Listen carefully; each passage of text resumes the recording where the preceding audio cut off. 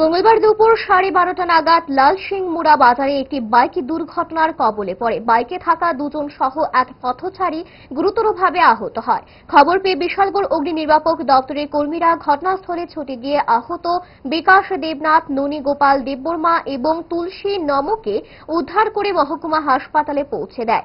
কর্তব্যরত চিকিৎসক তুলসী নমকে মৃত বলে ঘোষণা করেন। এই ঘটনায় কান্নায় ভেঙে পড়েন তার পরিবারের সদস্যরা। ঘটনাস্থলে ছুটে যায় বিশালগড় থানার পুলিশ। কিছুক্ষণ আগে ফায়ার সার্ভিস তিনজনকে নিয়ে আসে। বক্তব্য অনুযায়ী লালসিংমুড়া ব্রিজের একটা অ্যাক্সিডেন্ট হয়। দুইজন বাইক আরোহী, নাম হলো বিকাশ দেবনাথ 39 বছর এবং ননীগোপাল দেববর্মা 60 বছর।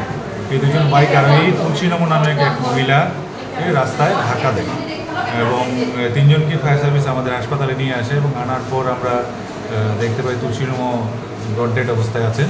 আর বিকাশ দেবনাথ ওনার হাতে এবং পায়ে ইনজুরি আছে এবং আরেকজন ননীগোপাল দেববর্মা উনিও মাথায় আঘাত পেয়েছেন। তো আমরা এখন মহিলা থানায় তুলসী নমর ব্যাপারে আমরা খবর জানাচ্ছি আর বাকি দুজনকে আমরা প্রাথমিক চিকিৎসার পর ট্রমা সেন্টারে। স্যার, মহিলা কি হাসপাতালে আনার পর মৃত্যু হয়েছে নাকি? উনি আনার পথেই খুব সম্ভবত মৃত্যু মারা গেছেন।